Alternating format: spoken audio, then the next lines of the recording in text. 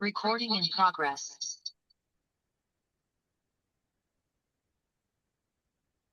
Ah, il y a beaucoup de personnes ici.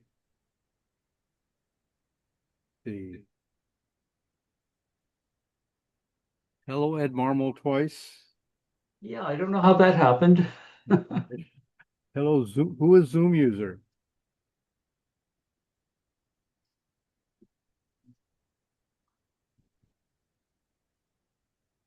I'm not sure how I ended up in here twice. I'll try to get out of it.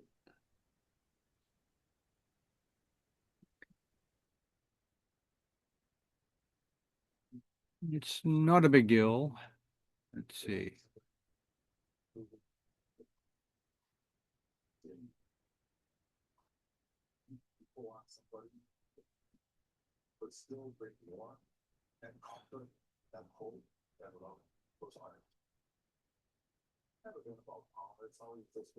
Better. Huh, I'm still there twice. Okay. It's okay, Ed. So we're recording, and what else do I need to do to set up? Oh, I got to set up that over there. And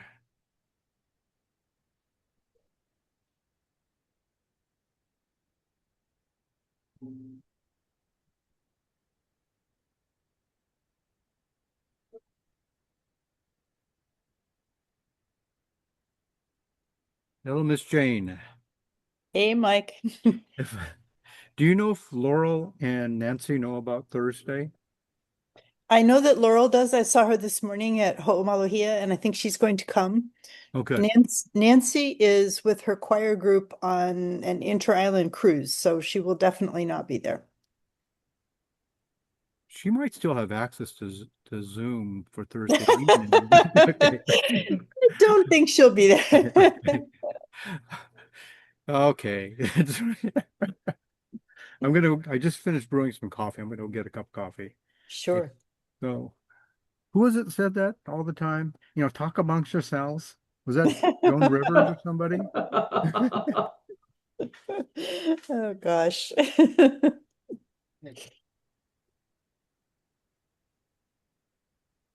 You had quite the doubling match, it looks like, Ed.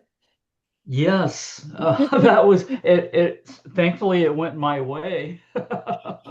Yeah, if it's at 16 and you don't take that one, that's painful. It's a big loss, yeah.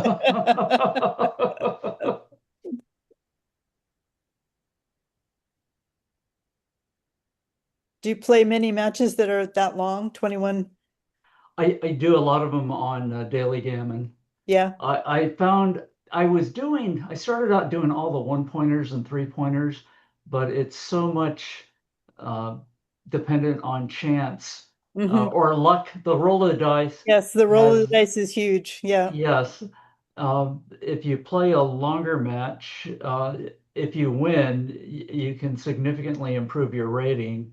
And I've been above 1900 multiple times, but I keep getting paired up with people that are 2 or 3 or 400 points higher in rating, and they smack me down. Oh no.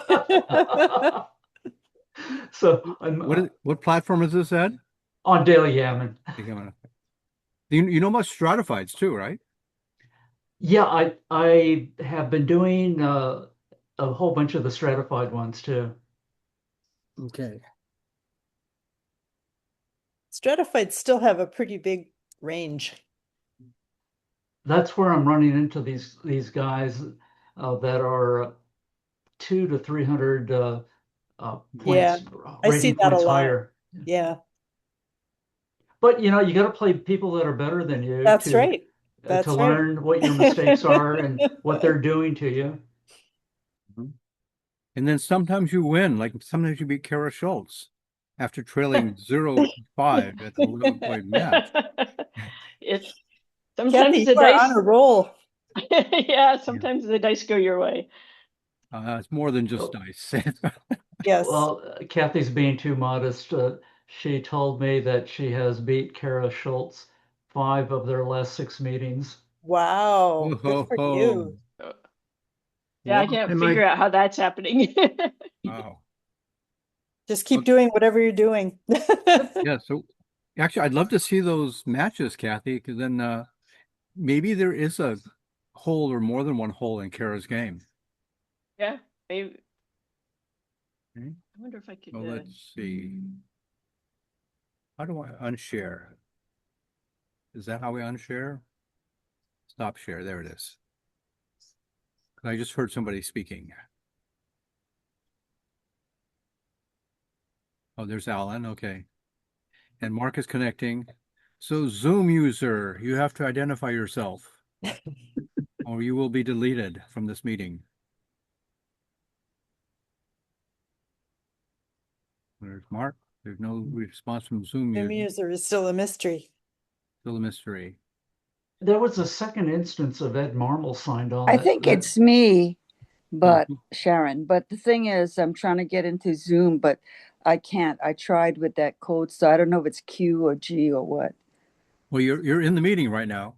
Yeah, but this is on my iPad. I want to get onto the laptop because it's larger screen. Okay, well, everything is in that Yeah, so I'll try. Otherwise, okay. I won't be able to get on. Okay. Anyway, it interrupted. I got to start it again. Okay. Because usually my Zoom thing will have my picture and my name on it and everything. Right. Okay. Thank you for identifying yourself. Nobody's crashing the party. Yeah. Okay. Because this information is just so important that we can't share it up. Okay. Top secret. It's only for you good guys, you guys that are tops. Okay, I'm out. Okay, so I'm going to share the screen for the slideshow, and thank goodness that this is not a real class because the slideshow is a mess. Okay. Oh, let's hide these things. Yeah, that's interesting. I'm the only one that sees the floating meeting controls. You guys don't see it, and it doesn't show up on the at least now in this version of Zoom. It doesn't show up on the recordings also. In older recordings of Zoom, it would show up in the recordings. Okay, so this is more Anki, or maybe I should have subtitled it "Ready, Fire, Aim." Because we're jumping into this, right? We have an idea where we're going, but we really not aiming maybe as precisely as we should be aiming. Okay, so this is what we're going to try and do. I'm going to show you what reverse cards are.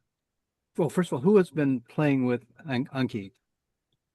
Well, I've used it a little bit. Okay, good. So there's a thing called reverse cards. I'll show you what that is. How can I make you guys get smaller again? I'm going to show you what cloze cards are. And I've created a number of L1 and L2 cards, level 1 and level 2 cards. We're going to review how to get Anki and how to import our backgammon cards. And share these things privately. I can show you that you can access individual decks, like all the L1 cards, or you can access the parent of all these. Because the way I set it up is See this rare foundational BG, and under there, there's 6 different ones. So these correspond with the Bloom taxonomy. And in order to get to this one right here, we have to understand the rules of the game and terminology. Okay. And another thing I'm throwing in there is sayings in backgammon. For example, backgammon is easy to learn but difficult to master. And we can show it as a closed card, CLOZE. And that card of backgammon is difficult to learn. Well, this a better one would be what does a series of cards called "What Does Backgammon Teach You About Life?" One of those is backgammon is a balance between risk, taking the right amount of risk for the right amount of reward. And that's something that's, if you don't do in backgammon, you don't learn that lesson, then it's going to make it harder for you in life also to, if you don't remember that lesson in life. So I've created some cards also that go to the level 4, level 5, and level 6. But most of them right now are in level 1 and level 2, and I'll show you some of those later. Okay. And then, so I've put the foundational backgammon cards on my Google Drive, and you guys should have received a link for that. And you can Yes. go there, okay, and download it to your Anki. So if you already have Anki installed, then you just go there and you download it to your Anki. So while I'm babbling, can somebody try it out to make sure that you can do it? I already did it. We did Yeah, it. I did too. And you guys, so you have those cards in Right. your Anki deck. Okay, Right. very good. Okay. Yeah, they show up. So Any tips? I haven't used Anki a lot, but I do have it. You have a Mac, right? Yes. Yeah. On a PC, it goes into your downloads folder, Okay. and then you get it from there. I don't know how it would work on a Mac. It probably is the same, but I'll try it later. okay. Thank you. So one caveat, I'm still massaging these cards. I use the ready, fire, aim method. So I knew there were certain cards I would want, right? Maybe about pip count. But let me show you some of them actually. Let's do that right now. Okay, let's go to Anki. And once you go to the decks, you can click on browse. Let's go to decks first of all. I'll keep these things open. So here are the decks. And you can, up on the very top is the browse right here. So we're going to go to browse. And let's say we want to look at the cards in L1, remembering. Okay. So these are cards that I've created in L1 or for L1. And all these cards might end up going to a different level, right? But right now, the ones that are easy to know that they go to level 1 it's a rule, and it could be a terminology, something that belongs in a glossary. So we can go to that card, okay? And I got to make you guys small. I'll get you out of the way here. So the front of the card, let's make this, we can adjust all the width of the fields too. So I'm going to make all this real small right now. Okay, oops. So the front of it says, can I double if I'm on the bar and closed out? And the back of it is yes, even if you're closed out and cannot move, you do have the option of using the double cube on your turn. Okay. So that's why when you're playing in a tournament using a clock, to indicate the end of your turn, you hit the clock, which means you're not going to double. Okay. Or you do double. Your opponent hits the clock. It's now your turn, and you have to choose whether you're going to double or not double. If you don't double, you just hit the clock. Okay. So this is the one-sided card. You can see this question, can I double if, and then the back is the answer here. Okay. And then there are cards that work well in reverse. Okay. So for example, what are the 2 ways that a game can end? And on the back of it, it'll say double drop or bear off all your checkers before your opponent. Okay. If you want to add a reverse card, all you have to do is put in here yes. And then it'll create two cards where it flips the front and the back. Okay. So I don't know why I have one for this right here, but because I don't think I put in a yes for this thing. Well, there's a yes there, there's a yes there. Let's try getting rid of it, see what happens. Yeah, there's no yes. So I don't know why I have a reverse card for this because see, it says card 1 and card 2 for this one right here. And it'll when you go through and you study them, it'll have a reverse card. Okay. And for example, what are the 3 definitions of a point? A space on the board, a number on the scorecard, and 2 or more checkers on a space on the board. So I learned to make this clear definition in the very first backgammon course that we taught when Mark Steiner realized that there were multiple definitions for a point, and we needed to try and figure and understand which one was applicable. Okay. So if you're using the browse, this right here, this final column, deck, tells you which one is in. It's in foundational backgammon, is the parent deck, and L1 remembering is the child deck. I don't know if that's the right term, but you guys know what we mean by that. Okay, so let's go to something that has very few. Okay. So here's a card. And I'm going to actually make it a little easier to see. Okay. I've learned a little bit about formatting better. And then here you put I'm going to put the pip count, right, for black and white, whatever it is. Okay. And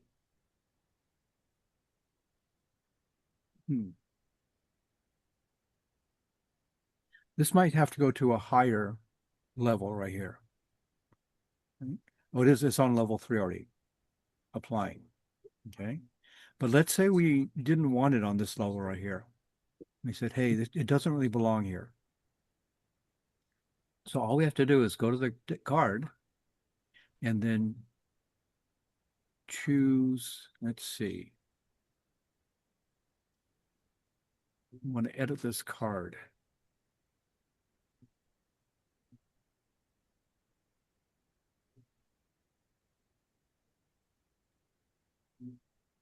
Okay, I'm not remembering right now. Oh, there it is. Is that it? No, not it. It was really easy to do that, to actually change it. You just flip let's say you want to go to level 2. We just click on a deck and it changed to level 2. So maybe we're not doing it in the right place right here.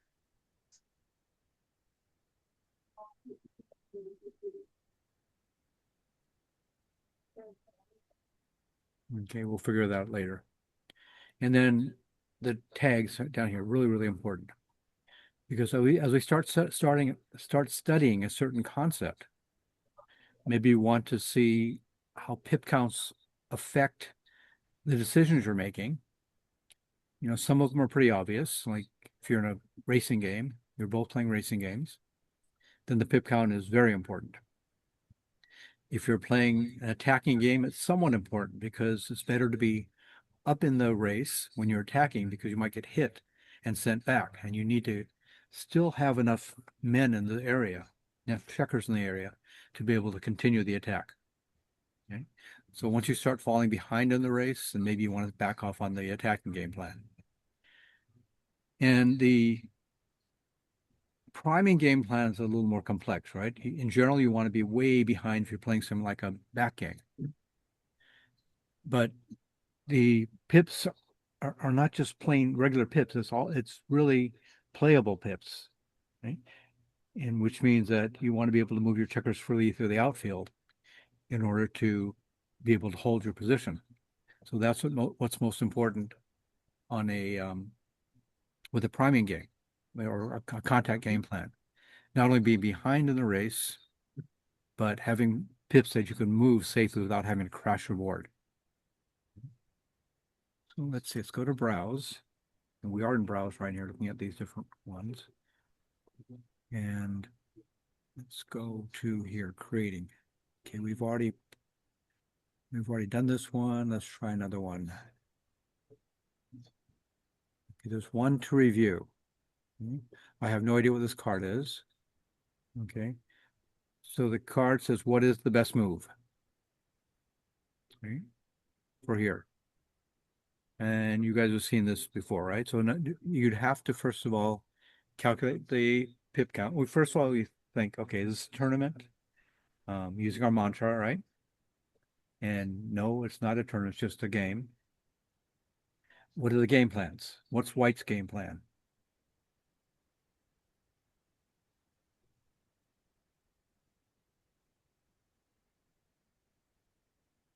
Okay. I have to figure out a way to ask you guys directly. So what do you guys think the White's game plan is? Okay. Priming. Priming. Priming. Working White on has a a prime. And what is Black's game plan? Priming. I mean, Priming, but they have checkers behind here, right? Gonna have to switch to contact real soon. Yeah, so actually Black is playing a content game plan right now, Yeah. right? Right, because whether they're behind or ahead, they're trying to make it hard for White to come in safely. They want to hit a blot that's Yep. they can generate. Okay, so it looks like it's a priming game versus a contact game plan. So how do you play double fours here?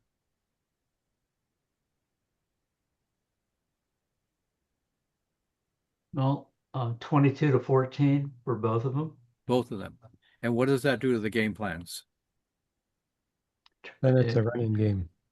In terms of the running game, in which you are ahead. Okay. So this is the XG analysis. They've converted to a running game. And each of the cards should have something like some further explanation. So why do you want to do this right here? What's the reasoning that we choose this game plan right here, or this play? So the first thing you ask, what are the game plans? So we know that White is priming game plan. It has two of Black's checkers behind their prime, and Black is playing content game plan. Black has a prime, but White has achieved full freedom. So full freedom, do we have that defined here yet? Well, let's go see. Well, let's first say this was an easy one for us. Okay, we finished the deck. Okay, so you want to browse. We can do it right from here. We don't want to open up two things right here. Okay, and we want to find. I haven't found yet a way to search on these cards directly. Okay. So we're looking for full freedom and partial freedom. This card right here. What does it mean to achieve full freedom or partial freedom? Okay. So does anybody know what those mean?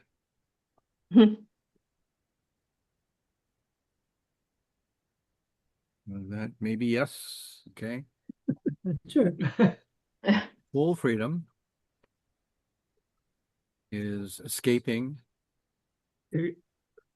both checkers, right? When it's turned into a pure race, it's Right. Well, kind of, yeah. The other person could be playing a content game, but you're playing a racing game once that happens, probably, right? And partial freedom is, what do you think partial freedom is? Escaping one. Right. Have you seen this term before? Yeah. Yeah. Where did you see this term? I'm not sure I saw it. I think I've heard it. When I sometimes watch tournaments online, they'll talk about it. Okay. They'll So- use the term. So this one was created by Mark Olson. That's probably where I heard it. And why it's important is that he defines the final stage of the game as having, if somebody has achieved full freedom, then he defines that as the final stage of the game. Okay. So you can put down more and more information. Okay. And like, important. Mark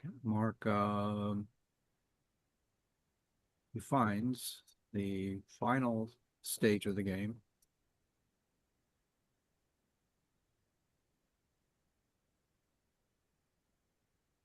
Which is when maybe,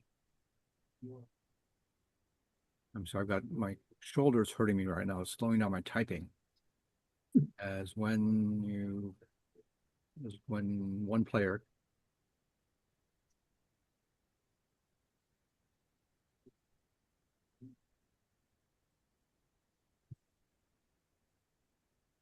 okay. So it's important in a sense, but in our world, we don't define this as the final stage right here. It seems too tenuous for that to me. It does. It is. Yeah. It's because in our world we define four different game plans, right? The racing game plan, the attacking game plan, the priming game plan, and the what's the final one?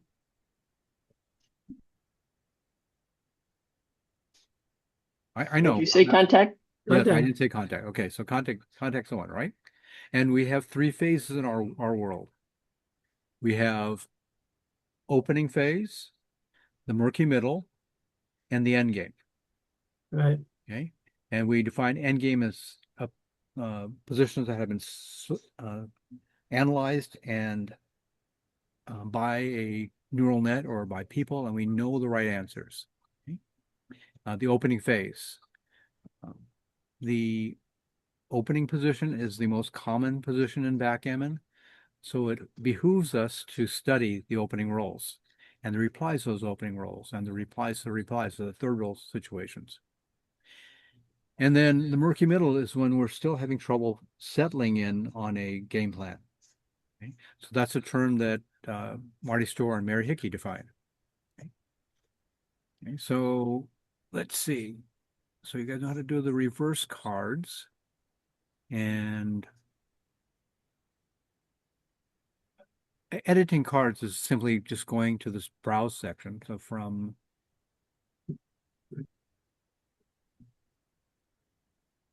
when you see the Dex add browse stats thing, you go to browse. Okay? And that takes you to this page right here. You can click on the card and then you can put in a front and a back. Okay, lots of these don't have backs yet. Okay, but the format I've decided to use is, let's see, let's find a good one. Okay, this one I should be a good one. Okay, so the question is, can I pass when it's my turn? Okay, so no, you can't, right? You have to either double or roll the dice. You can't pass and say, I like my position right here. I want to hold my prime for forever. You won't roll the dice, right? That would radically change the game. Okay. So no, you cannot do that, right? So I put a short answer there. And then I also put something like more context from bkgm.com. Okay. And this is what they say on that right here, right? So there's more than just the answer there for usually for the question that's asked in the front of the card. It puts it more in context for other things. So if we have a okay.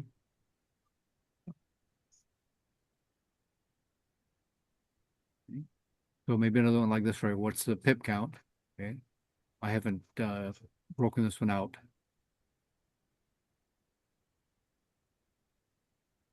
Okay. Well, I can't find a good example right now. Okay. Yeah, this isn't a bad example. This one right here and the one before. Okay. So there's a lot more information there than just the question of how are the checkers moved. Okay.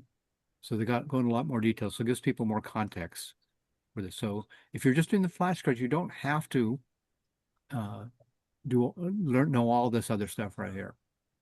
Okay, but it couldn't hurt too, right? And things like this right here, how do we roll the dice? You can't get that directly from bkgm.com, backgammon galore, because now people are using clocks and one set of dice to go up. They're using baffle box and just one set of dice. Now it's okay in most tournaments for the dice to land not only flat on the surface, but also landing on the flat on the surface of the checkers. Okay. So some of the checkers are concave and they don't allow it. But if it's a flat checker, then they usually do allow it. Okay. So 2 parts, right? A quick, easy answer, short answer, no, right? Can I play one number in such a way as to avoid playing the other? So these are from the rules. So you can see tag is in the rules. Short answer is no, you may not. So if you can play both numbers, in some way you have to play both numbers. And then beyond that, if you can only play one number,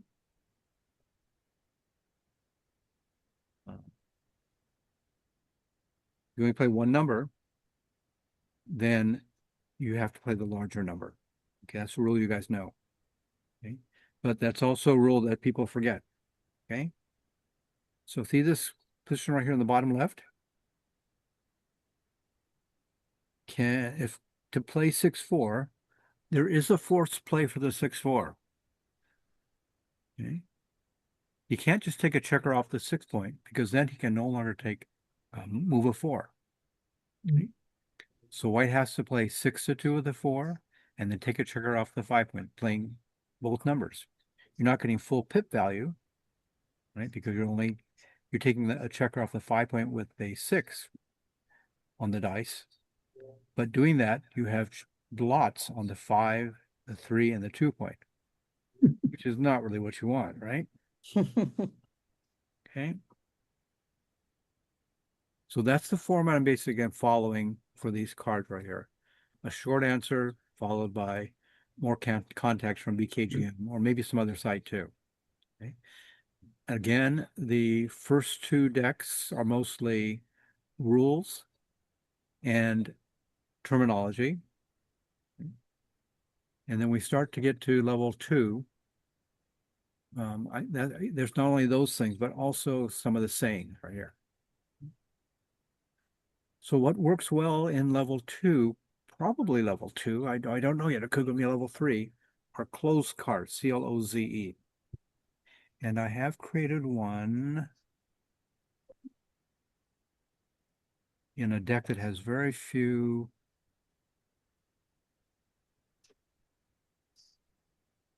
Where did I put it? Well, we can just make one, okay? Let's put it in L3 for now. So let's go to the decks. Go to L3. We're going to add a card. Okay? And this is going to be a cloze card. So that means by typing on or clicking on the type, you can say, is it a basic or is it basic with the reverse card? So it asks it both ways. These other ones, I don't know all what they are, but then there's cloze also. Oh, I did something clever here too, didn't I?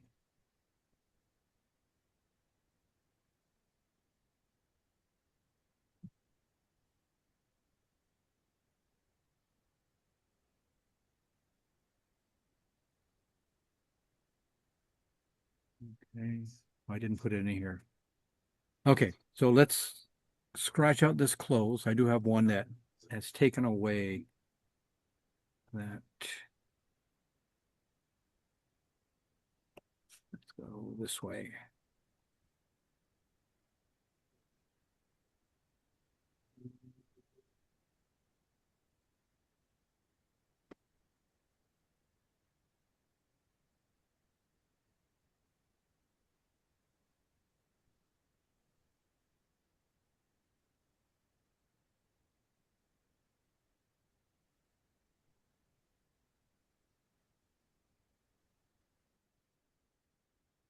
You guys can just look at it. Okay, oh, that works. Okay. This one is ChatGPT image 1, and this is image 2. Okay. Let's share the screen again. How do I do that? I gotta go to the Zoom meeting, right? Share. Just going to share this chat GPT image right here. In the form of Jeopardy, the category is Anki terms for 400 points. The answer is a word or phrase that is left out of a sentence but can be understood from context is called. Close. What is cloze? Yes, what is close? Exactly. What is close? Oh, we got to do Jeopardy. Sorry. You have to do Jeopardy style, right? Very important. Remember your phrasing. In Jeopardy 1, first single Jeopardy, you will be reminded. In double Jeopardy, it won't count. You won't count the correct answer, okay? And then, oops, I didn't mean to do that, really.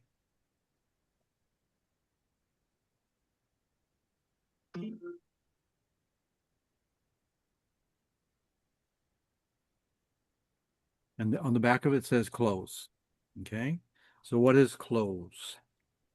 I had to use that because I spent a little time making these cards up. So we're going to here, the add. Okay. So we type in, so what it does is you can put in a whole expression, okay, and then give it different sections you want to leave out when you're asked the question. Okay. It's under L2. Let's change the deck because it's gonna be too hard to find. Let's put under creating. Okay. So this is how you can change the decks. This is one way. Okay. So we've written the sentence out, and then let's say we want to make V as one of the optional blank answers. So we'll do Control Shift C, and it makes a space there to put, so that when the person does the card, it comes up with that as one of those four as a blank. So we're going to use these three as blanks right here, right? Because in our world, our three phases are opening phase, murky middle, and end game. Okay. And this is under terms and not really rules. Okay. So I just hit the trash can next to rules, and now it's not part of the tags. So I'm going to say add. Okay. And let's see if it worked.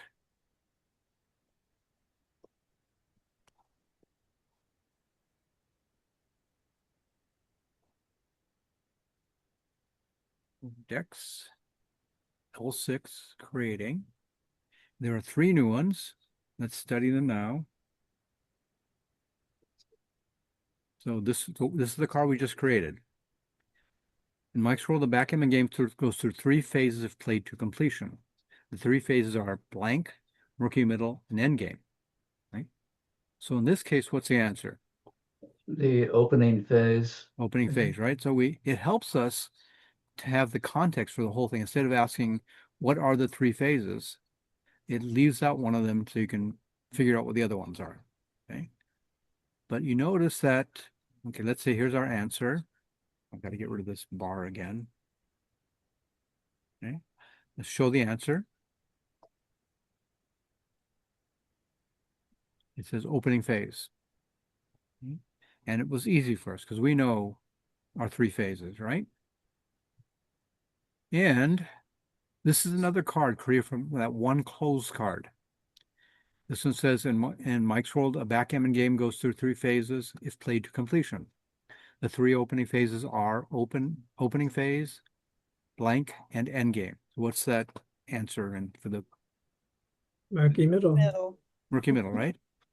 So the reason I'm saying in Mike's World is because these aren't universal backgammon terms, right? People will use opening phase, but they may not define it the same way we do. Marty and Mary created murky middle, and I have a level 1 card for murky middle. You know, what is murky middle? And it tells how Mary and Marty created that in their book, What's Your Game Plan? Okay. And so if we just say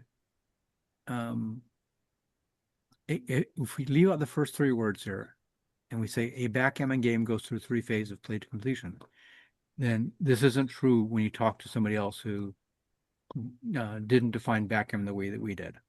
Okay, so this is murky middle, and let's say we had a little more trouble with it. So we might say hard because we had trouble remembering it. And then the last card that it created was answer is endgame, right? Mhm. The part that we understand. And let's say that's easy also. So the way Anki works, it has to graduate the card. And so it asks this card again, the one that we had trouble with. And this time we say, hey, it's pretty good. Okay, we found it. But it asks again because it still hasn't graduated. We still have to learn it. And now it's easy and we finish the deck. So whenever we study a deck, that's what we want to see at the end of that deck. Okay? You finish the deck for now. Okay? So that's how to create a closed deck. I'm going to try and look at my messy slides, or I can do it directly here also, right?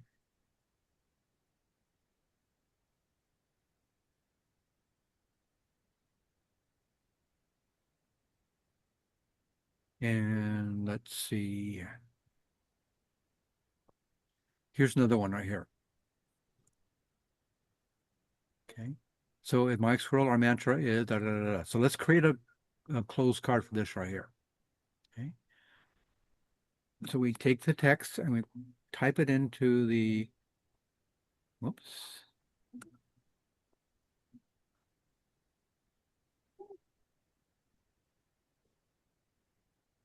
Go back to the Anki. And where do we want to put this one right here? We probably want to put it in applying maybe. Okay, let's put it in level 3. So go to browse. We'll go to level 3.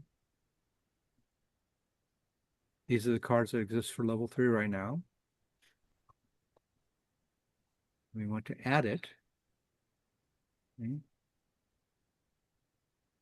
Stuff is covering everything up. Okay. How do we add a card here? I see no buttons here behind all the other buttons here. Say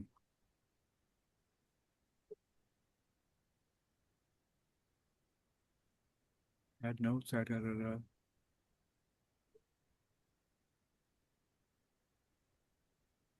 I know how to do it from the other screen. We want to put in level 3. Is that what we wanted to do? Yeah, level 3. Let's add to that one right here. We're going to make it a closed card as opposed to a basic card, right? We don't want a basic card. We want a closed card. And on the front of the card, we're going to use this whole expression right here. Our mantra is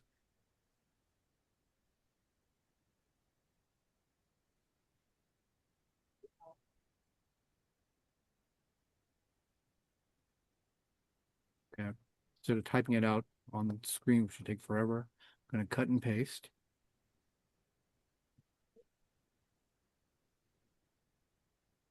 And all this goes on the front of the card. Okay. So we'll do it by each 0, 1, 2, 3 will all be part of a cloze. So we highlighted it. And on a Mac world, it's a little bit different, but it's pretty much the same. And as doing it on a Windows, because once we've highlighted it on Windows, we put Control-Shift-C. Okay.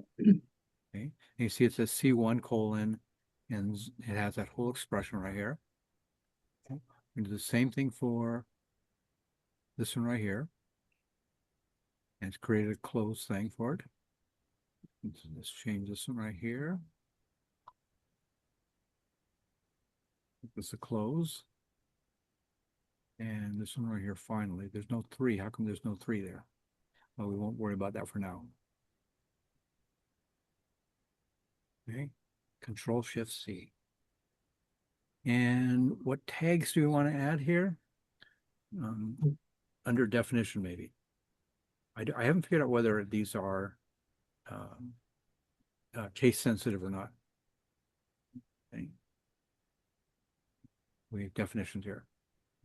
And I think that's it. We say that we just say add to the deck, right? So we've created a new card in that level 3. So let's check it out.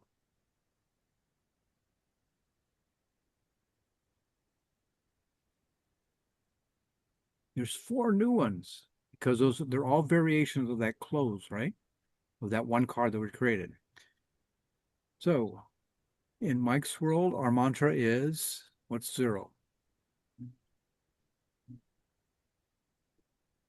What's the match score?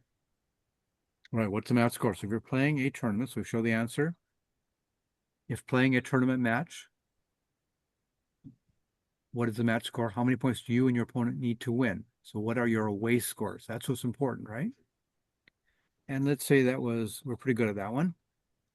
Then the next one is, what's number 1 here? Which one is missing from our mantra?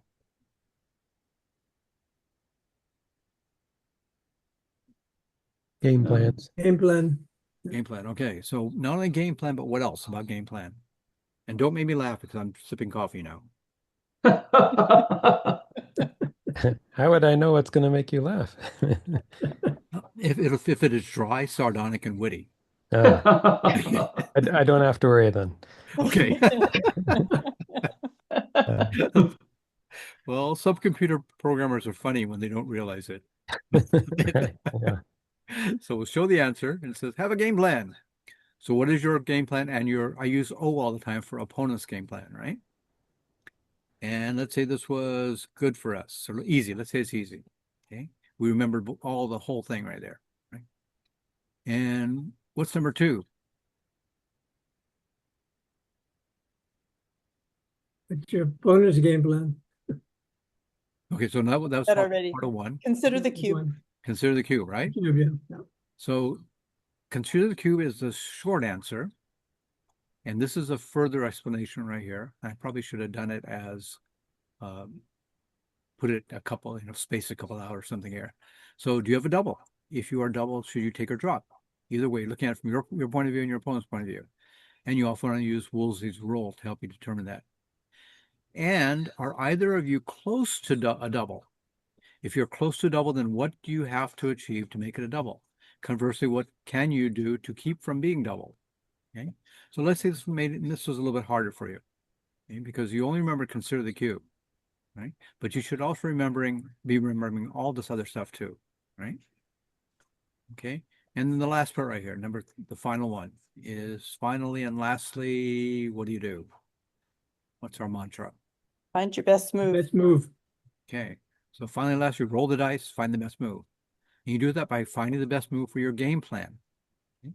So that's why when Kathy and I were playing speed gammon, I was doing it as a learning experience, because you should be thinking about your game plan even before you throw the dice. Right?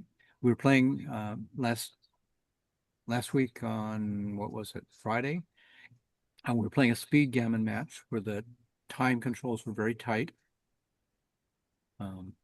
And I wanted her to start to think, okay, before I even roll the dice, what are the game plans? And that'll filter your thinking down to, for a lot of people, for a lot of good players, it's, oh, this play is obvious because this is my game plan, this is their game plan. Okay. Your opponent opens with a 3-1. So you should be thinking, okay, it looks like they're playing more of a prime. It could lead more to a priming game for them.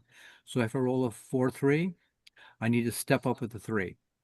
Okay, so you should be thinking that even before you roll the dice, and so that when in a speed gammon match, when your opponent hits the clock, and it's now your turn, and your clock is running, you'll be able to come up with your answer much more quickly. Okay. Now, in the case that your game plan is murky, then find the best move for each type of game plan. Find the best priming game plan. Find the game plan move. Find the best racing game plan move. Find the best contact game plan move. Find the best attacking game plan move. And then compare each one and then choose the best one. So what Kathy and I both are guilty of, especially when I'm tired, is we won't look strong enough at the attacking game plans. We'll tend to play the priming game plan. which might be correct, but oftentimes we're leaving equity on the table by not considering the attacking game plan strongly enough. Okay, so finally and lastly, we know this one. Let's say it's easy, and we have to go back to number 2 because we didn't quite get it all quite right. And now this time we've got it, and we'll say easy. And the same thing with the last one right here. Our mantra is, if you're playing in a tournament, right? What's the match score? What are the away scores? So easy. And now we finish the deck. I have a question, Mike. Okay, let's see. Okay, I can see you now. Okay. Oh, I can see that soup eating. I'm so hungry. Okay, go ahead. My question isn't about so much like that particular the close format and all that. I'm real familiar with that, but I'm wondering about who you see as the audience for these cards, because it'll make a difference as we develop them, right? So specifically, I was wondering if this should actually be 2 different cards in 2 different decks. One at the remembering level, because if you just were to ask somebody who's just starting to learn backgammon, and you can still do it in the closed format, but you would just want them to be able to tell you those 4 things that you should be thinking about, not the explanations and all the deep thinking and all of that. Versus later, it could be in the applying deck, which is where you're actually going to go through that deeper thinking. Do you see us developing a more tiered set of cards with that goal in mind of having like newcomers be able to use them to get that initial learning versus people who've been playing for a while and shouldn't be satisfied with that simple answer of just the 4 terms, right, of what the mantra contains, but like actually the thinking that should then follow from that. Does that make sense? It does make sense. I am make this bigger so I can see it here too. Okay. These cards are for us. They're for us because even at the lower levels, L1 and L2, I'm starting to phrase things to help you learn to think about how the game is teaching you how to think about the game properly. Right? Okay. And so so not only is it might be a definition, it'll have a little bit of that that you may not see it immediately, but I need you to think about it this way right here. Okay. So in the sense that it could be for beginners, which I want to be able to present this to them on Thursday, because Thursday we're going to have that learning session. Looks like there might be a dozen people that are newbies that want to learn the game. Wow, awesome. Awesome. That's really good. Yeah. So you can study this deck just for the L1 level. Okay. So I'll go back. Can I do that? Okay. So you can click on this right here. And instead of seeing all of the whole deck of foundational backgammon, you're only seeing L1. So if you're brand new to backgammon, these are the ones that you should start with. Are the rules of the game and terminology. Right. So essentially that's what this is. Right? Okay. And then the next tier up would be understanding. Okay. Which will either define new terms, but in a way that it's the way that we should be thinking about them, but also by using these terms that we learned before and putting them together to understand what's going on. Okay. Okay, so that's a question about tiers and different level newbie people. And so is there a more basic Anki card for that question about the mantra? Is there a lower level understanding card for that particular concept? no, there isn't. So when we put it in the applying deck right here, okay, L3 applying, where do we put it? L3 or L4? I don't see the new card there.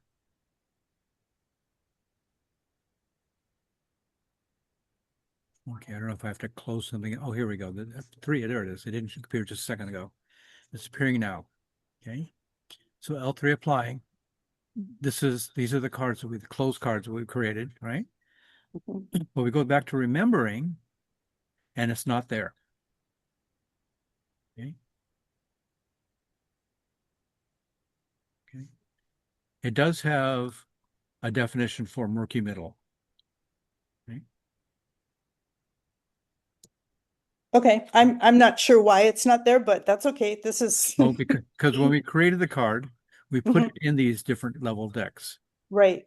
Okay. So I'm this, just thinking about like our process as a group learning this mantra. When we first started, when you first introduced it to us, it was a recall thing. It wasn't all that deep understanding and all of that. And right.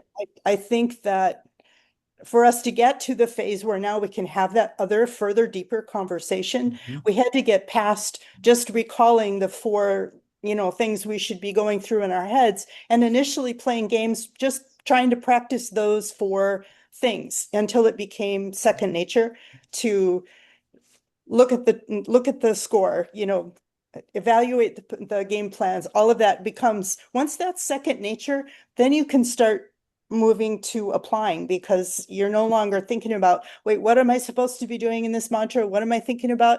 And I think that's the purpose of the remembering phase, is to get past that more rote stuff and to ready you for the next phase. So I'm just thinking about it for like different levels of learners. Right. So we could create A little teacher. we could create a card at the level 1 that has to deal with a part of that mantra. Just knowing what are the four things to think about. Right. What's the mantra, right? Basic, Right. right? Because honestly, when you first introduced that to us, I didn't automatically remember those four things. And, Right. once I did, then I could start to think about these other aspects that you've, started to incorporate and it really does make a difference in my thinking, but I wasn't ready for it at the beginning. So I needed that practice with just the terminology, because to me, this is terminology again. Mhm. When you say, what is the mantra, that's defining that term for our situation. So that's why I'm asking. It's not a big deal. I think the teacher in me went into overdrive. Okay. My kids No, would but have needed that lower level. so if we want to put it just, I mean, and so first of all, I introduced you guys to it in a simpler form. Remember, we didn't have 0. We only had 1, 2, and 3 Right, before. correct. Okay? Yes, But then we started talking about tournament backgammon, right. and we added the 0, right? Mhm. And then it used to be game plan. What is your game plan? But then Mhm. we started learning more. We said, okay, we need to know not only our game plan, but our opponent's game plan also. Right. So we expanded that. But it was so important to learn this mantra to start with, and then add to it as we went along to flesh it out. I think we're pretty close to fleshing it out completely.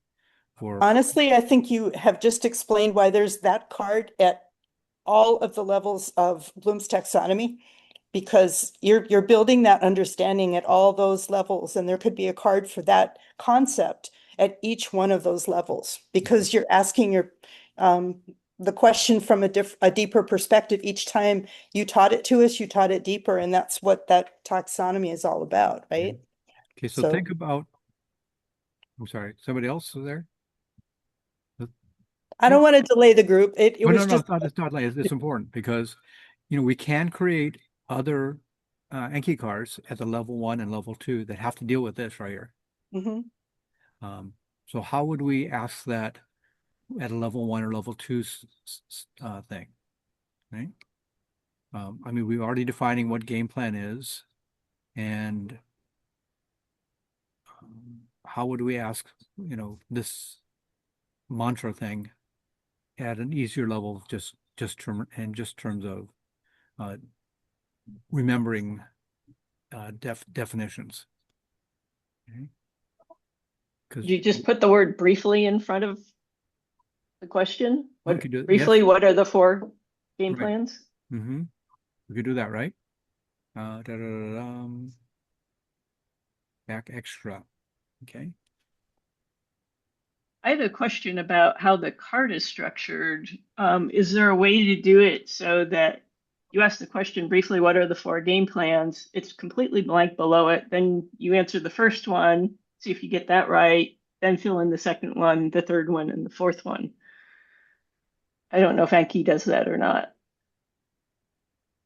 Okay. So you're not, it's all sort of one card with 4 tiers. Right. It's a quick way to create a card that asks a question. Like, I mean, you could ask a question like, in Mike's world, what is our mantra? Okay. And that's a little bit harder to do 0, 1, 2, 3, and 4. Right. So by using a cloze card, you created you answer that within context for each of these things. So it creates four cards for you. Yeah. And you have to treat them like individual cards. And once they're not, once they're created, they're not tied together in some other way, right? So they're 4 individual Anki cards. Okay. I don't know if that answers the question. I didn't quite understand the question, but Well, I'm trying to think of a way to say, to have a card that says briefly what are the 4 game plans. It would be blank, and you try to come up with the first one and then answer that without seeing what the other 3 are. And once you get the first one, you either get it or you don't. Then I what's see. the second Okay. one? And just work your way down. I don't know if Anki does that or not. I don't know that Anki does that type of sequential card. Okay. You can ask, what is the first what's the first step of the 4-step mantra? And then what is the second step in the next card? And then you can go like that, or you can go list the 4 steps, of the mantra, and then let them list all 4 one shot. Oh, list the 4 steps in order or something. So that will be just one card with no explanation, minimal explanation, just the terminology. And if you look at the list of verbs for, the different levels of blooms, listing is a low level. Yeah. Right? Yeah. So it definitely falls in that remembering, recall area, and it doesn't ask for deep understanding. It just asks you to identify those 4 terms, and that's it. And then you're ready for the next step, right? What the next card would add to that. Oh, okay, so what you're thinking that we should do in terms of this mantra is at level 1 or level 2, maybe level 1, say, briefly, what is our mantra? Right? And you think that would work here, or? I think giving at the lowest level, the concept that there are 4 things you're trying to think of is helpful. So what are the 4 steps of our mantra? Just real clean. What are the 4 steps? And just recalling that it's list the 4 steps of the mantra. And I like that, Subu. That was like, that's truly like that low level remembering kind of a task. Okay, so And with that, once you know those, then you're ready for the next one, which asks you to explain a little bit more or whatever. But you're not stumbling around thinking, well, I got 3 out of the 4. I don't really remember what the last thing is I'm supposed to think about, because then you're not ready, for that next step. Okay, so I went to the deck. I clicked on L1. This is BG, foundational BG, the subdeck L1 remembering. We're going to add, okay, what question do you want to put on the front of the card, Jane? Well, it shouldn't be a cloze question. It should just be a regular question. Right. So what? You can change the type from cloze to regular. So what are the 4 steps of our mantra? Okay. Basic. Basic, yes. And the back we just put the 4 steps. Right. Well, we have to do 0, but it doesn't do the formatting right if I do it 0 dot. Well, maybe this will do it. Match score. Oh, this one doesn't do any fancy formatting. Okay, match score, game plans. Cube action. Best move. Okay, so you guys have, so we've, this is, it can be a term, and add the card, right, as a basic card. So that's at level 1. So they'll see that once they've gone through level 1, they'll get this right here, right? We can do something a little deeper for level 2, and then we get level 3, we have more detail there.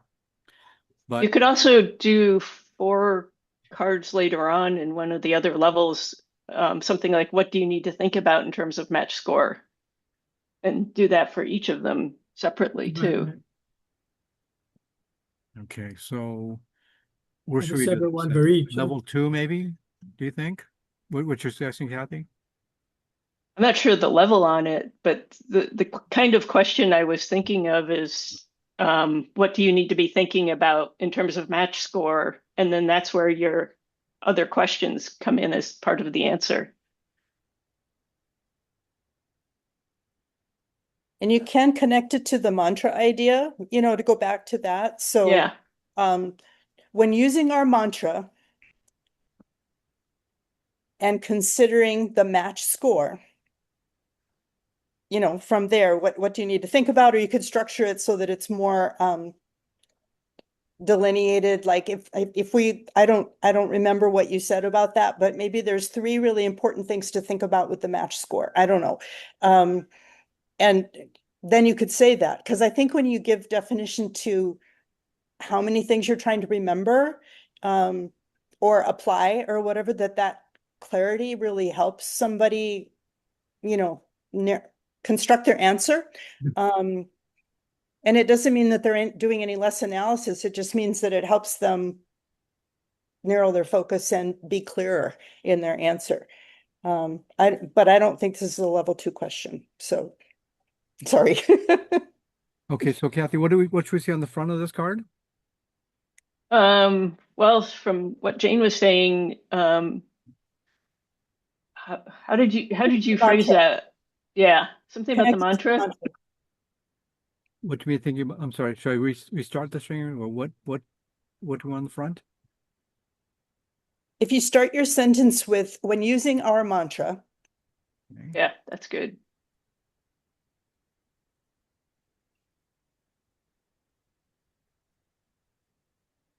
Do you want to, what aspect do you want to look at? Match score? Do you want to start at the beginning? Yeah, let's start with. Okay. So when using our mantra, I'm letting you guys design this card, okay? Because once the cards are downloaded from the Google Drive and you start using them, maybe you want to suggest a different card that we want to put inside our deck. Okay. So when using our mantra, what are we doing? What do you need to think about in terms of match score? What do you need to think about when it comes to, or what to think Yeah, about? something like that. Yeah, that's good. Okay. And what do we And want then to this? And then the questions you had as follow-ups on that first card would go onto the back. I forget what they were, but Me too. Means I was just Then I remembered all of that. Either 0, 1, 2, 3 on that one, or which one? where was it? It's not in the ones you gave us to download, is it? I was looking for it. Yeah. But I mean, at this point, you could start, we've often talked about like the importance of looking at away scores versus the actual numeric score, right? So maybe that's one of the things that is on the back. All the things that you would want us to, to think about. And it could be that's why I don't think this is a level 2 question, because I think there's more. But it doesn't, it's fine. Okay, we can bump it up or something, right? Game plans doesn't come in yet, right? Because the question when it comes to match score. It does come in actually. Because let's say you're playing a priming game, you're down Yeah. opponent Right, needs two okay, and you yeah, need yeah, two. okay. Okay. And you had information about that on that card that you showed us. That was long, that section. It had a lot of Yeah. good Right, right. information and all of that. Two, And right? so that would go here, right? With respect to analyzing the match score and all the things you should be thinking about and ramifications of, different scenarios, including game plans, away scores, length of the match, like the whole thing. And I don't think you want to throw in opponent psychology and all of that, but we could if we could. So I don't know. It's just It was just trying to break up that big card trying to into break it up. Yeah. subcards, Yes. or Yeah. smaller cards, Right. because there was a lot on that. Yeah. Really a lot. Yeah. Okay, so yeah, so figure out how you guys want to do it, and we'll break it up some more, right? Maybe it needs to be on level 3. Maybe if we break it up more, maybe it could be on level 2, right? So for now, this is what this looks like here, right? Mike, was that initial question about the mantra in that deck of cards you sent us? No, I wanted to create it live. Oh, okay. So that's Okay. why I left it for this. So it's Can't so look it's, at it. Right. so we can't find it yet now on Anki Web, can we? I mean, yeah. So it's separate from Anki Web oh, because it's not a shared deck. It's a deck that we are privately sharing. That's going through my Google Drive right now. Right? oh, Okay. And so if you download, like tomorrow, you go through and I have these new ones here, and I create another. I export it again, and you guys download that new package, that new Anki package.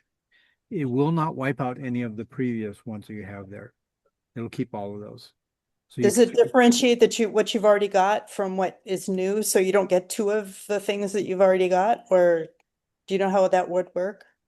I don't know. I don't Okay. I think there is a way to remove duplicates. Is Yeah, there? there's a way to Okay. remove those, right? Right. And even when you're creating the cards, if you create a card like what is what is a blop? Anki will tell you that you already have that question. Oh, really? Oh, Okay. Smart. That's why okay. But sometimes it helps to create a similar question about the same topic, but asking it in a different way. Different way, right? Mhm. Okay. So figure out how you guys want to do this right here.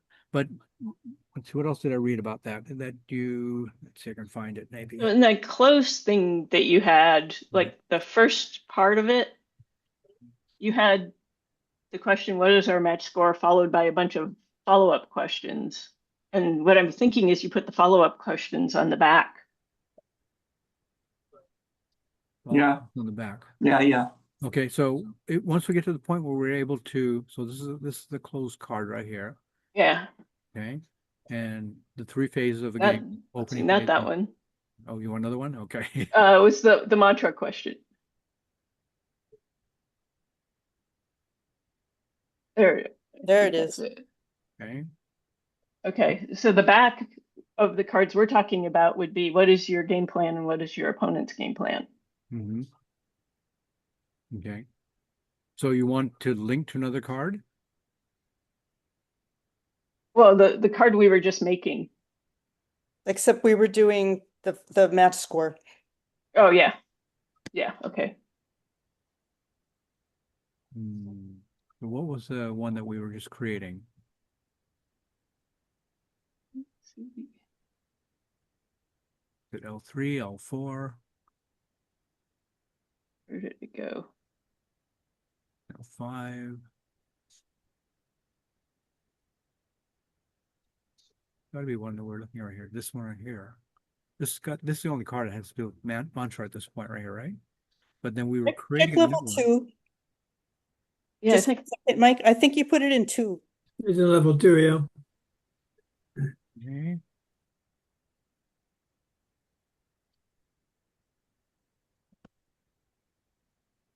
I wonder if you didn't save it. Yeah. Oh, it might not be finished enough. You might not have saved. Yeah. Oh, here it is. Okay. Oh, there it is. Yeah. Okay. So how do you want to change this? So the back would say, what is our match score, or let's see, how many points away are we away? How many points is our opponent away? Or something like that.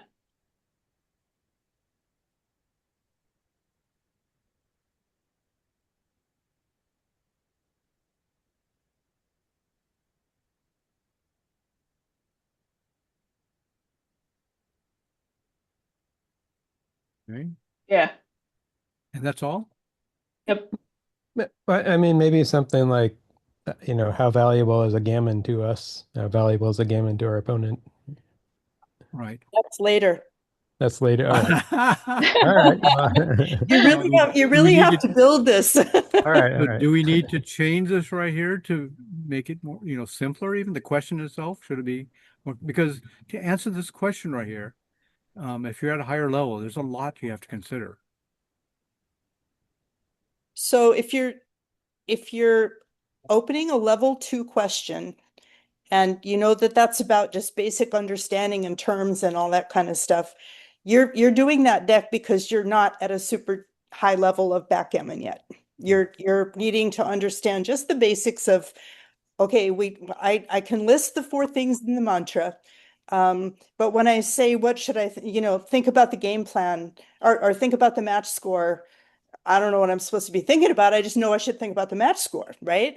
So at that point, I might just be starting out and I might be thinking, okay, so it's a 7-point match and the score is 5-2 and I'm ahead. That's all I think about, right? But this would be an opportunity to shift just that little tweak to the away score being more important than the actual numeric score, right? Okay, I Not got you. all the deep analysis and all that other kind of stuff, but just that small shift, because that's kind of starting to understand. Just, Why I the away guess from in my mind, I would see developing these that have the potential. I mean, when I looked at the back of your card, I thought, holy cow, that's all 6 levels. And so of blooms, okay? And so I guess just thinking about how can that be structured so that for somebody learning, you go to the level where you're at. If you're a pretty good player, you're not in level 2 anymore. You're in level 3, level 4, level 5, even, maybe maybe you're trying level 6, who knows? But those questions should get harder and harder and more in depth and more in depth, still covering the same really important concept. And I think the mantra is one of those things that's really important, and it deserves a look at all 6 levels. That's, I guess, where I'm coming from. Okay. So, Yeah, it seems like this is a good way to build it. Yeah. okay. And to bring So- people forward from like ground zero to, I need to know what this mantra thing is and that there's 4 parts to it and just be able to name them, And then later I need to know for each one of those, what's the beginning of thinking about that? And then go a little deeper. What's the next thing I should be thinking about? And how do I take that thinking deeper? But I think for really in-depth topics, there should be a card at all 6 levels, because that's what backgammon is. It's that deep, right? It's not that surface. System screen reader on. Sorry. So actually, if you think about it, it's very Anki too, to put it in all 6 levels. Is there what? I mean, we could Very create, Anki. Okay. Anki within Anki. we can create whatever level you want. We can create level 7, right? Because So, you know, people that are coming on Thursday, they're not ready for all that explanation, or whatever. But right. they So could that, start learning the mantra by doing level 1 if all it asked was, what are the 4 parts of the mantra? okay. Done. Which is Right? why I told you guys you had to memorize it in your sleep, right? That's right. Teresa would wake up sometimes. What is my mantra? Exactly. Because that's the beginning of understanding, right? And then you Right. take it deeper and then deeper. And if I think back over all of your classes, Mike, you've been making us build that understanding, going through those levels, but we didn't start there, Right, exactly. We didn't So start there. I think these cards need to have that same level of structure Mm. and building in for success, right? So that people don't just get, well, this is too complex. I don't get it. I'm not going to play, or whatever, because it gets overwhelming really fast if you're not careful. So Mhm. I don't know. I think you did it by just making us remember in our sleep. Okay, so I'm not sure that we want level 1 or level 2 card for mantra though. Okay. So Maybe you don't. Maybe maybe not. Okay. maybe it starts at understanding, you know, but it has to be really basic. It has to be back to that first time you ask us here's the 4 things that you should think about and just name them, right? Not that level of It's level one. Level Yeah. one. Okay. So I'm going to leave that as homework for you, Jane. Oh gosh. Anybody else who wants to do it, right? Just say, okay, this might be a good level 2 in terms of the mantra. This might be level 3, good level 3, level 4, level 5, right? I need to be able to see what all you had on the back of that card. Yeah. Oh, okay. It's in the it'll be inside the video recording, right? Oh, okay. Oh, okay. I'll pause it. Okay. Okay. Okay, so Okay. Thank you. okay, no, that's really important because not only in creating the cards that I have to figure out what level they should go at, but I've created also cards that are similarly themed and put them in 1, 2, and 3. Right? Mhm. Okay. So, I mean, I didn't do this successfully last time around, but I had a position that was a double drop for money score. But when it was 2 away, 5 away, you'd think you want to drop more quickly being ahead 2 away. But it turns out it's correct that match score to take the cube instead of dropping it. Right? Or yeah, it makes more sense to take it instead of dropping, which would have been the case for money. So there's that theme of I don't know what the theme is, but basically it's a similar position. Yeah. And you have to think about it within Right. that score situation. Okay. So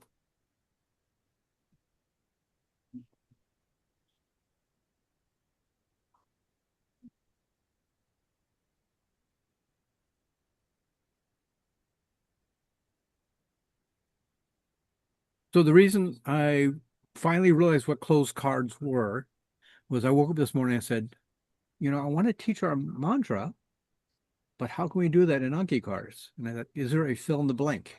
And there was, and that came up with the closed cards. Okay. So there's a number of L1 and L2 cards I've created with that format of a quick summary and then more details below that, more context for that. And a lot of that comes directly from bkgm.com. To import our BG cards, some of you guys have already figured out. So the first thing you have to do is download Anki, the app itself. And then with the link to that .apkg file on Google Drive, you send that into your Anki. And you can access individual decks. So if you just want to study at level 1, you can study just those. Or you can study at the higher level at foundational backgammon. It gives you a mix of all the ones below it. Okay? So maybe you go through all the level 1 to start to understand it. Then you go to level 2 and level 3, etc. Right? But the realization came, even though we want to do the higher order thinking right here, right? We do need all this other stuff. We do need the rules, which say how does a backgammon game end, right? Either bearing off your checkers before your opponent or double drop, right? So one person bears their checkers off more quickly, one person doubles and drops, and those are 2 ways that the game can end. We don't teach that initially. We don't do the doubling part at first, right? We just do the bearing off more quickly. But you need to understand that rule before we start to get higher and higher to understanding more about the game, right? So to get to these higher order thinking skills right here, we need the stuff at the bottom. So if you guys can think of other cards that you want to throw into there for level 1, level 2, I've been going through all the media. I went through my first beginning backgammon lesson for this previous semester, because it was pretty complete. It was complete with a lot of definitions, things they need to understand, right? But there's a lot more. Mark Olson has it's 12 videos. The first one is just kind of an introduction to the series, but he defines different concepts in the game that he feels are important. Okay? And so those terms maybe need to go into here, right? Basic ones about what a prime is. What's a prime? What's a was an AGPN, attacking game plan. You know, basic ones like that need to go in here also, right? And then we start building up to eventually creating, and then level 7, our own level 7 of using our imagination and finding the answer, right? Okay.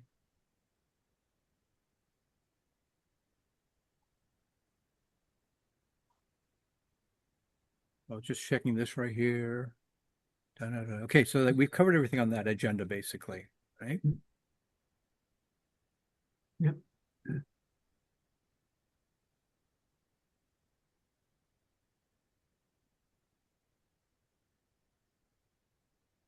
Okay, so this is how we get to our Anki deck. So first download the app and then get the file from this right here.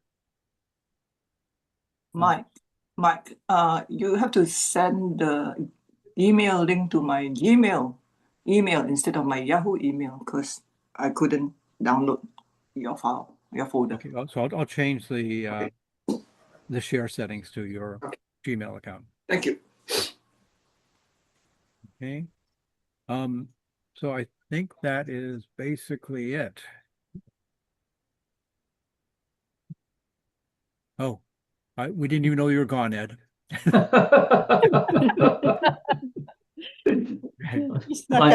I had a fuzz face saying, "Dad, you forgot to feed me." She has a clock that goes off at 4 in the afternoon, within minutes. Within minutes, You okay. didn't hear my friend meowing at me. She had this, but I made her wait. Ed, you could have said, just go see mommy. Yeah, I could have. Yeah. Okay. Let's see. So we covered everything on the agenda.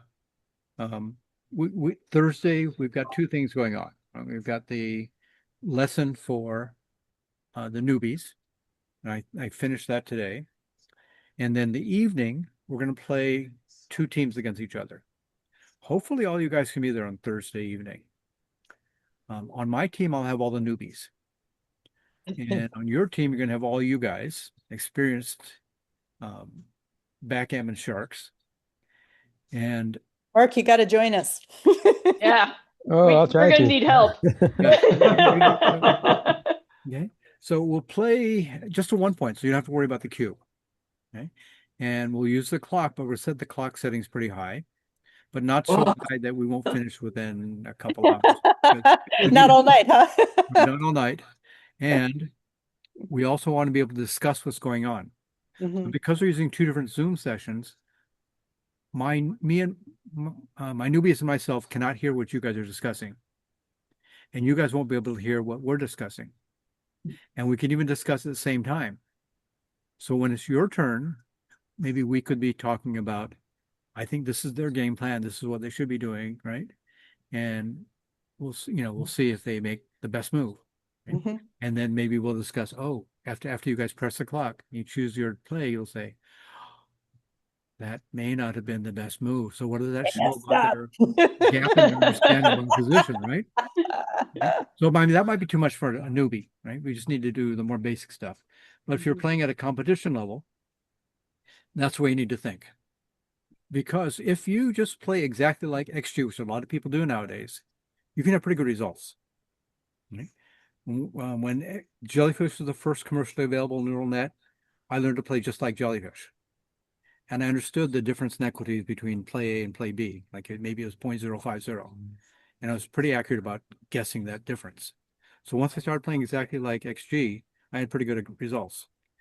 But then that discussion that Frank and I had about 40 years ago is, well, if you play like XG, you can play pretty well, but maybe you can play even better by making moves that lead your opponent into the wrong pathways down this game. So in that interview that I sent in that email, that's one thing that Peter Jess Thompson talks about. You know, and the same thing that Petco has talked about. He says, you're not playing XG. You're playing your opponent. And the way that it most quickly becomes evident when you're playing at your levels right now is maybe I should wait on a double because I think he'll still take even when it becomes a drop next turn. Right? So you think, well, maybe if he had doubled me this last turn, I would have dropped. But he didn't double me. Okay. And maybe they're not being attentive enough to double when they should be doubling. And if so, they might give you extra rolls to improve your position so it's no longer close to a double. So it's questions like that you need to be asking also because you're not playing just XG. And XG's analysis says these are the best moves and the best doubling decisions you can make based upon if you're playing mate. Okay. Oh. So, Yeah. Mike, on Thursday, are we going to be playing against you or against the newbies? Okay, you guys we'll have to figure that out, right? All right. I'm not gonna spend, 15 minutes saying why this is the best move. I Okay. just want them to understand from their level, you need to be making plays with purpose. That whatever you choose, whatever play you choose, then have a reason for doing it. In the future, you might learn that this is not a good reason. This is not the best place to be making, but at least have a reason. And so from the discussion we have, I'll let them choose the best play by consensus. And then you guys will be playing us as a team. Okay. So I'm not going to necessarily say this is the best move and you guys should do this. Okay. We'll use the Socratic method of trying to lead them to the right answer. Okay. So that's what's happening on Thursday evening after our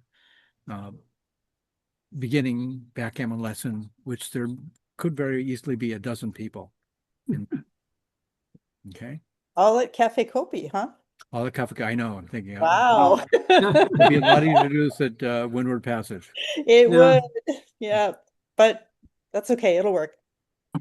People, I'm not teaching backgammon this semester, and people look like, I thought you were teaching backgammon. I wanted to take that backgammon. So we've got those people, plus we have, Say and Von Lee, who were mahjong players on Tuesdays.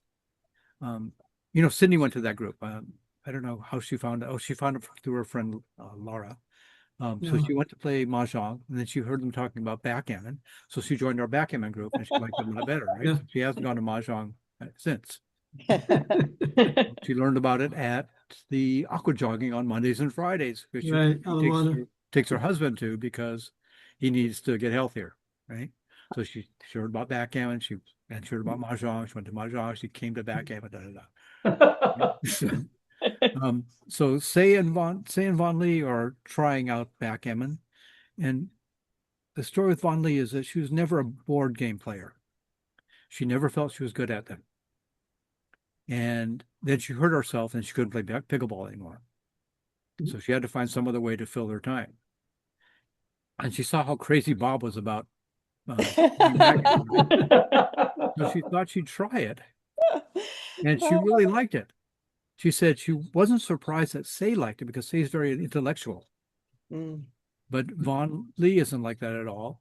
And so I told her, you can play backgammon by pattern matching. Right? By just seeing patterns on the board. You don't need to do the mathematics. You don't need to do the deep analysis, but you can recognize patterns. Like, is this a good prime?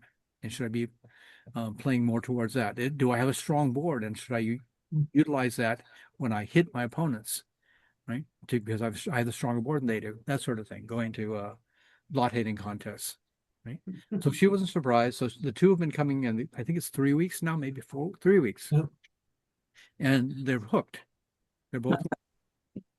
Tim brought Ida for the first time last time, his friend. She played many years ago, but she hasn't played since.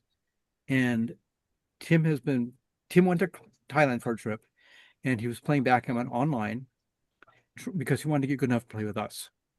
Right? And Ida played a long time ago, and she's still relearning the game. So she's going to come too. Okay. And then maybe one of your friends, Laurel and Nancy, right? Laurel. Laurel. It'll be Laurel, yeah. Yeah. I hope. Unless Nancy realizes this is a priority and she needs to take time off. Jumps off the ship and comes home. Right. And there's Alan, who was in my mahjong class, and he asked me, "You're the backgammon teacher?" I said, "Yes." And so I asked him a little bit about his experience. he says he's been watching Michi videos. Oh. So he might be a decent player, right? He's Mhm. also watched some mochi videos. And he asked me about mochi. So there are a number of people like that. There's Rhonda Rawlinson, who moved to San Francisco for a while and came back. And she said, I looked in the catalog, you're not teaching backgammon. I was going to take backgammon from you, right? And so I told her about the Thursday thing, and she's coming to that. So there's a number of people that are coming, right? Okay. Okay, comments, questions? Well, I'm wondering if Cafe Kopi is going to be a big enough venue. It'll be during the daytime, right? Yeah. Because And a lot of tables. Yeah, enough boards. right. So I'm probably gonna need your guys' help, especially We can bring some extra No, some extra boards too. Yeah. Right. It'd be good for their business. Okay. So I'll try and do everything in the beginning. They're still closing at 2, right, Mike? I'm sorry? They're closing at 2 now, right? Oh, that might be good, huh? Yeah, because then everybody else will disappear and well, except we can't go in the inside at that point unless they're Unless Ernest is there. yeah. Okay. Last week they were still open at 3, so yeah. You might want to warn them we're coming. With that many, yeah. Yeah. Okay. I mean, the business will be really good for them because we'll just make sure everybody, makes a purchase and, thanks them. So, it'll be good business for them, but it could get a little crowded. Okay, so share or change Subu's share status with the Anki deck. And warn Cafe Kopi. Heads up. Have them make extra pastries or something. Yeah. Yeah, so I mean, we do a really good job of actually supporting them. Yeah. I mean, I'm sure everybody buys something. We pretty much cleaned them out, I think. Yeah, so We're happy. there are still at the end, there's still a number of pastries I want to try every day. We go.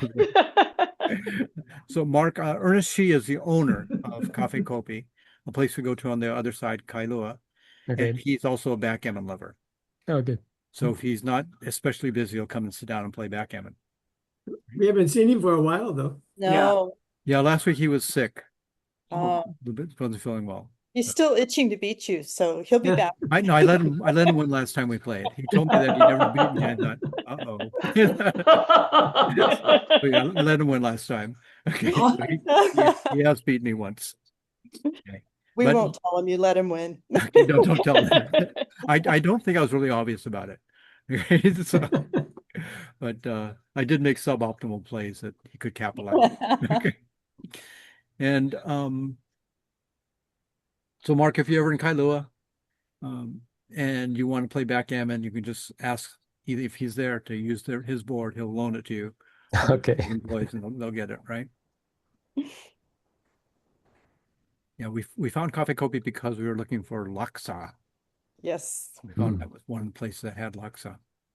And then he saw us playing, and that was It's like, that was it. no. I still can't remember why I was communicating with his wife first before I knew that they were associated with Cafe Kopi. She's an economics professor at Scheidler College at UH. For some reason, we were communicating before then. Then when I finally met her, when her parents were there, Ernest was there, she was there, her parents were there, and they introduced me to them. But that was the first time I actually met her, even after been communicating with her for a couple of months before that. Okay. Okay. Alrighty. Anything else? See you on Thursday. See Yes, see you on Thursday. And before, nobody's in the hiking class, right? No, none of you guys. Well, Ed and I will be there. I'll see you guys Wednesday at hiking at Cocoa Crater. Right. Okay. The Plumeria are going crazy right now. Great. Okay. Oh, excellent. Good. Or they were 2 weeks ago. That's when I was there, was 2 weeks ago. They're probably still okay. Yeah. Probably, yeah, probably. It was lovely. Yeah. And, Alrighty. okay. Hey, Bye. See you Thursday. Bye. Bye. Right.